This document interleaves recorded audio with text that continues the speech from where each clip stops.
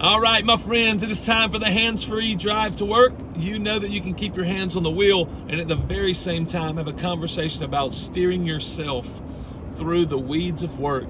We know we're busy, and so this is designed so you can just press play while you steer yourself from home to work so that ultimately you can steer yourself well once you get there. We always talk about steering ourselves because we know that this skill, self-management, is the thing we need to be successful and productive in our work.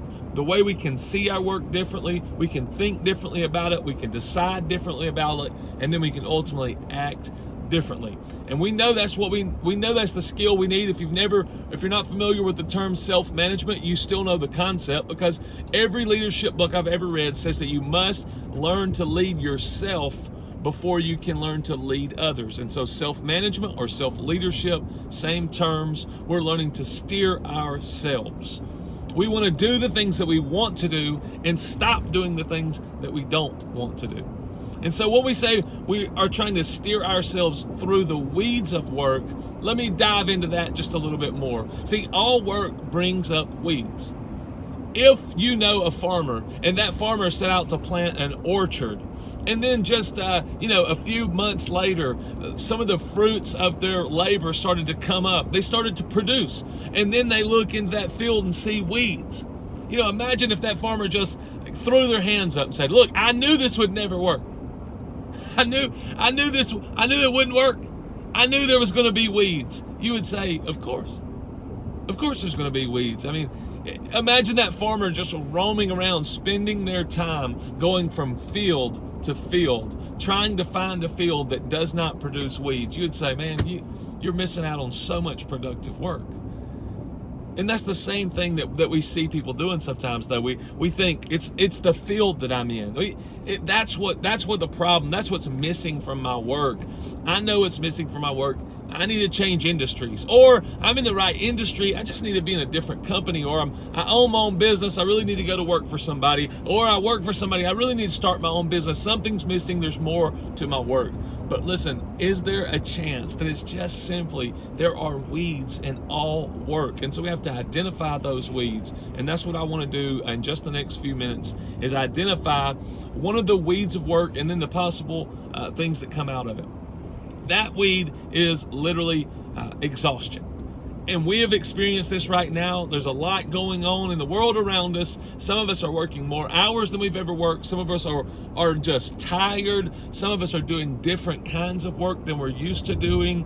We're doing it in a different way. We don't have that new normal dialed in yet. And now we're trying to, we're about to open back up in Georgia. So we're going to have to adjust to that as well. Exhaustion is going to be something that's absolutely going to come up in our work. And so this is what I want to just shoot through today. 3 little points. One is, what are the 2 types of exhaustion? What are the 2 types of exhaustion? Number 2, how can I diagnose which type I'm experiencing? And number 3, how do I treat that type?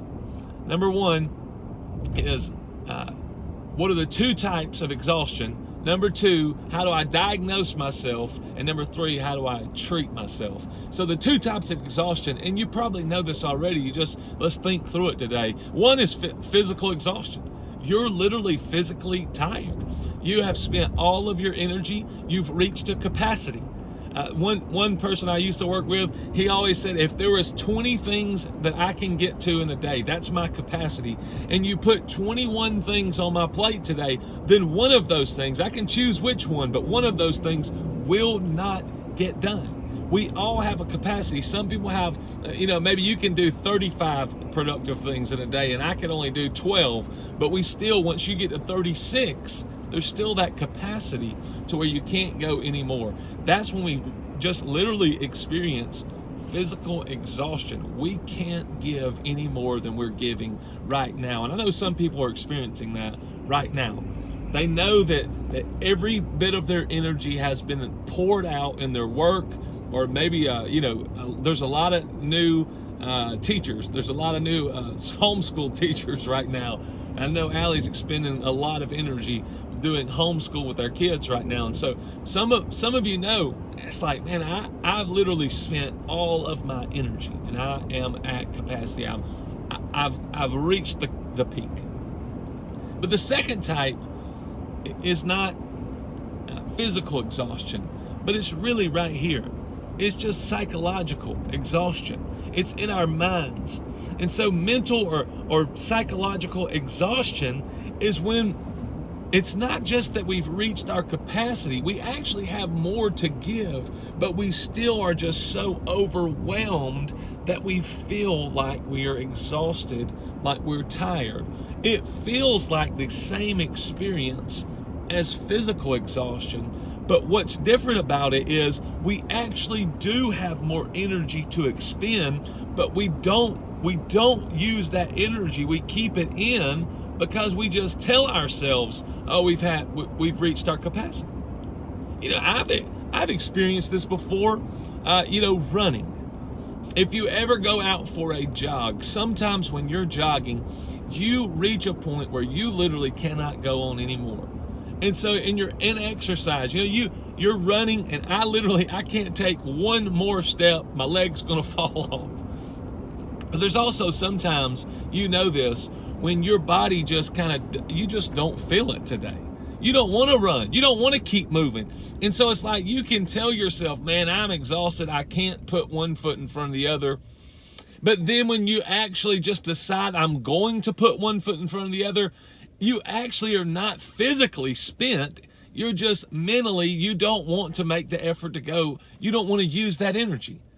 And so that's what can happen with us. That's the two types. We can either actually be physically exhausted, or it can just be psychological to the point we just told ourselves, we've listened to ourselves saying we can't go on anymore, and so we just don't.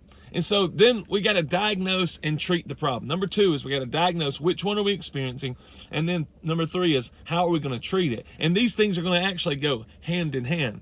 I'm going to give you here's my medical school experience. This is all my years of medical school. Here it is right now. This is what I was training for. So people in the medical world, you guys check me off on this. Tell everybody I'm telling the truth. When you go to the doctor, what they'll actually do when you present your symptoms, they'll create a differential diagnosis. A differential diagnosis just means here are the 3 things that you could be experiencing based on your symptoms. There probably will be something that's very common, and then something that could be very serious. Because maybe, just for example, chest pain. If I come in and I say my chest hurts, well, initially, the first thing that's very common is I may have a cold, and maybe I've coughed and, just pulled a muscle. But then the worst thing, maybe I could be having a heart attack. And so that's on the differential diagnosis. You have to assume that what could be going on is something very serious, and what's likely that you could be going on is something very common. And so this is what one of the instructors always said: common things happen commonly. Common things happen commonly. And so if I'm going to actually move from knowing the 2 types, now I'm going to diagnose myself, and then I'm going to treat, I need to know what a differential diagnosis is, and I need to know that common things happen commonly. Because in a differential diagnosis, what we'll do with the treatment, let's say with a skin rash. If I have a skin rash, the differential diagnosis, it could be one of these 3 things. Then what your physician might do is say, I'm going to treat the most common thing that I think it is. If that treatment works, then I know we got the diagnosis right. If the treatment doesn't work, we'll go on to number 2, which may be more serious. And then if that treatment works, we'll know we got the diagnosis right. And so there's definitely more skill and thought going into this process than just guessing. There's an educated, process by which they figure out which one of those things are the most likely thing. And some physicians, some practitioners, healthcare practitioners, PAs, nurse practitioners who are very skilled at diagnosing, they can probably whittle down to which one it is really, really quickly. But still, there's a differential. You treat the one that's most common and the one that's most likely, and then you move from there to actually knowing which one it was. So this is what we have to do when we're experiencing this type of exhaustion. When we experience, we feel like, both feel like physical exhaustion. And so when we feel that, the first thing that we can do is common things happen commonly. So our differential diagnosis is we got physical exhaustion and psychological exhaustion. So let's treat the most common one. The treatment is take a nap. Take a day off. ask somebody to come alongside you and say, look, here are all the things that I need to get to. And literally, I have reached my capacity. Can you help me? And be willing to do that for somebody else when they come in and ask for that kind of help. But when we are physically exhausted, the way to diagnose it is to actually treat it. Go ahead and treat that exhaustion. And then if the treatment works, if you wake up from the nap and you wake, the next day you're actually rested because you took that day off and you got some help from all the tasks that you needed to accomplish. Now you know what the problem was. It was physical exhaustion. I really had reached my capacity, because rest will actually cure physical exhaustion. But what if rest does not cure your exhaustion? See, if rest doesn't cure your exhaustion, then you weren't as actually physically exhausted. You weren't at capacity, because if rest was the thing that cured it, then you know what the diagnosis was. The diagnosis was physical exhaustion, but now I need to move and say, okay, I need to treat my my psychological exhaustion. I need to figure out what's going on in here.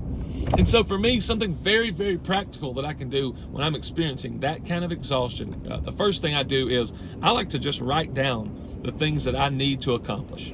Because sometimes when they're all just rattling around in my head, that's when it can make me just be overwhelmed and tired. I feel like, good grief, there's no way I can get to all these things.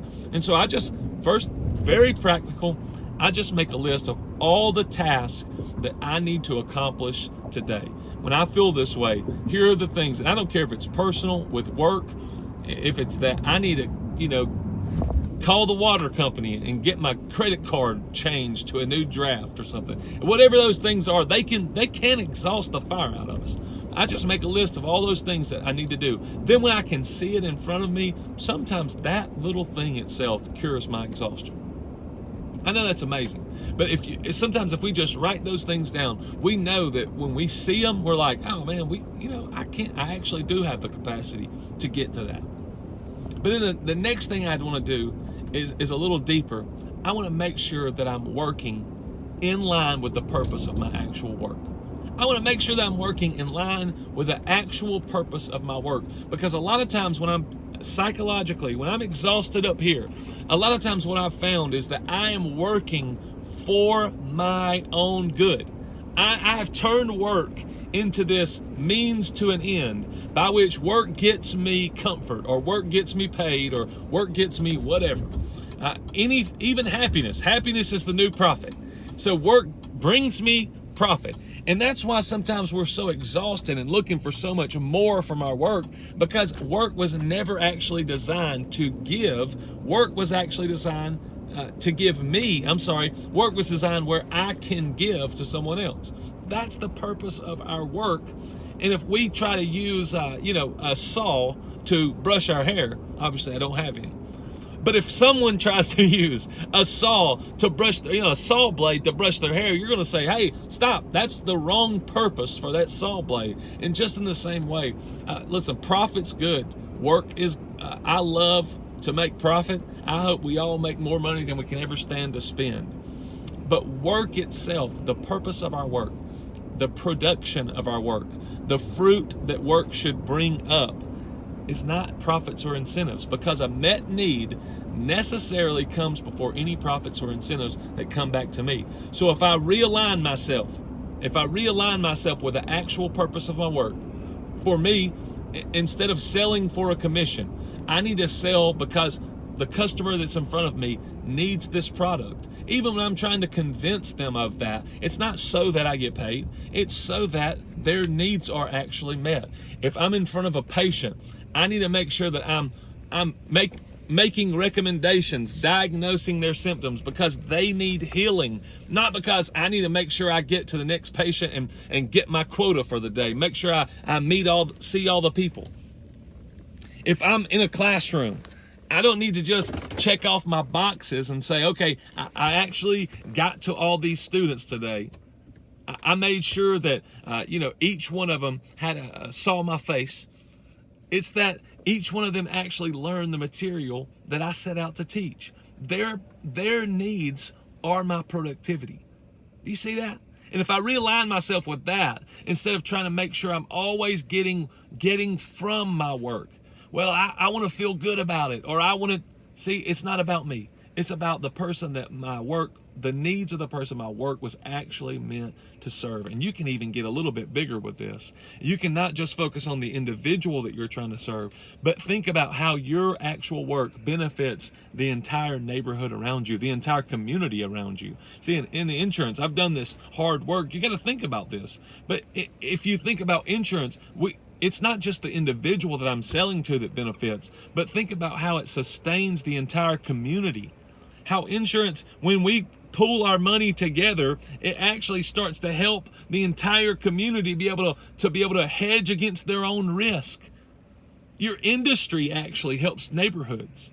So do that quick work.